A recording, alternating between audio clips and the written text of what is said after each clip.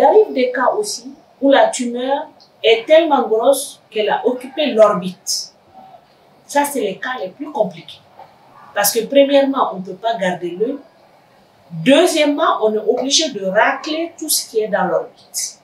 On appelle ça une exentération. C'est vraiment une mutilation de l'enfant.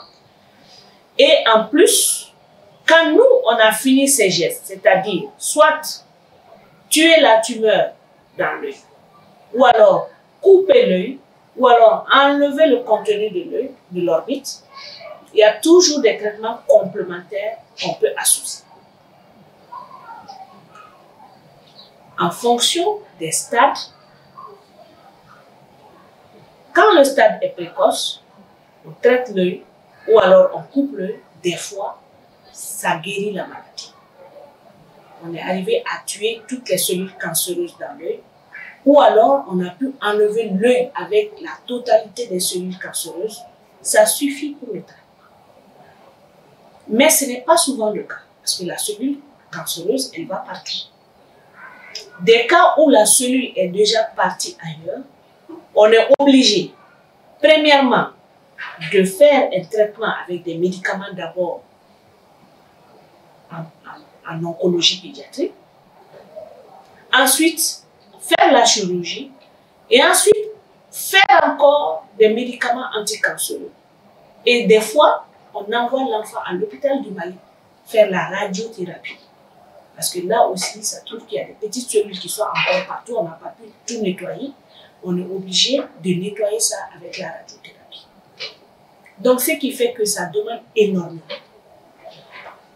Tuer la tumeur dans l'œil, ça se fait avec une machine, un laser, qui coûte excessivement cher. Mais heureusement, Dieu faisant, le Mali dispose de cet appareil. Donc nous, on peut facilement traiter la tumeur dans l'œil. Faire la chirurgie, c'est une technique et heureusement, encore une fois, au Mali, à Lyotan en tout cas, il y a un certain nombre de médecins qui sont habitués à cette technique de nucléation et on enlève facilement l'œil au Mali. Maintenant, les équipes qui nous accompagnent, parce que seul tu ne peux pas traiter le rétinoblastome, on est obligé d'être accompagné par des oncologues. Et il y a un service spécialisé d'oncologie pédiatrique. Et dans cette équipe, il y a des gens qui ne font que le rétinoblastome. Donc, c'est ça qui nous avantage. Donc, cette équipe est très technique et très expérimentée. Donc, ce qui fait que les cas de traitement médicamenteux, pour le moment au Mali, on n'a pas de grande inquiétude. La seule inquiétude à ce niveau, et pour cela je lance un cri de cœur, c'est qu'au jour d'aujourd'hui, l'État malien n'a pas injecté un centime dans les médicaments. On est obligé chaque fois d'aller commander les médicaments dehors avec des partenaires pour pouvoir soigner les enfants. On a interpellé, on a appelé, on a parlé au ministère, on est allé voir les ministres. Mais jusque-là, le Mali, depuis 2011, le Mali n'a pas injecté un centime dans les médicaments. On est obligé de trouver par nos propres moyens des partenaires qui nous donnent ces médicaments, qui donnent les médicaments. Maintenant, pour ce qui concerne la radiothérapie aussi, ça coûte cher. Mais il y avait une politique au Mali qui donnait l'accessibilité plus facilement à la radiothérapie aux enfants. Donc ça amoindrit les coûts. Mais n'empêche que malgré tout, dans le traitement du rétinoblastome, ça coûte cher. Parce que les bilans de chimiothérapie, il faut compter au bas mot pour l'ensemble à chaque cure, pas moins de 150 000 francs. Et les cures sont à répéter souvent 4 fois, 5 fois. Surtout que la maladie, même si on l'a guérie, on est obligé de suivre l'enfant jusqu'à l'âge de 7 ans. D'accord? En sachant que cette maladie, on la rencontre très souvent chez les enfants de la naissance jusqu'à l'âge de 5 ans. Mais même si le diagnostic est fait à 1 an et que tu as traité un enfant correctement, tu es obligé de suivre l'enfant jusqu'à l'âge de 5 ans parce que même si elle est traitée, la tumeur peut repousser soit dans la partie où tu as traité, soit dans une autre partie, dans l'autre pays.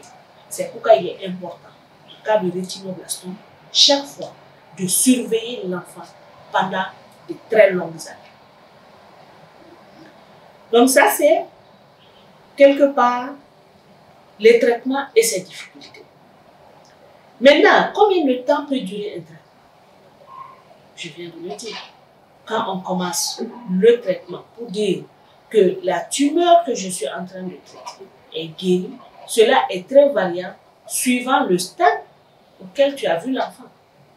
Si c'est un stade très précoce, je le dis encore, souvent le traitement ne dure pas, pour détruire cette tumeur, ça ne dure pas plus d'un an.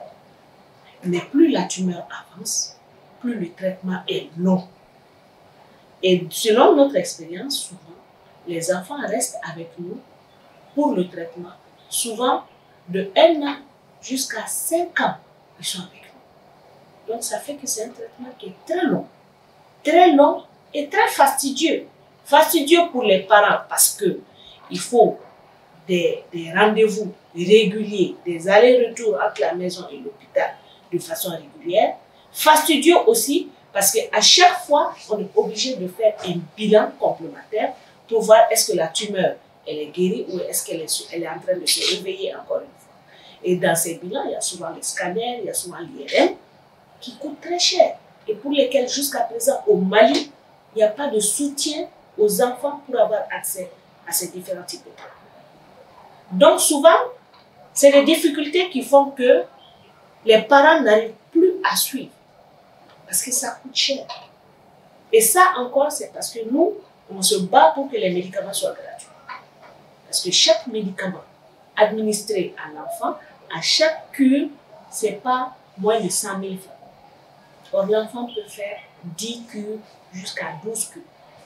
Alors, vous imaginez un peu le prix des médicaments associé au prix des examens complémentaires, associé aux difficultés d'accessibilité à l'hôpital. Cela fait que malgré nos bonnes volontés, souvent il y a des parents qui n'arrivent plus à suivre. Et quand ils n'arrivent pas à suivre, c'est difficile parce que tout doit être fait dans l'urgence. Et les parents n'ont pas d'autre soutien.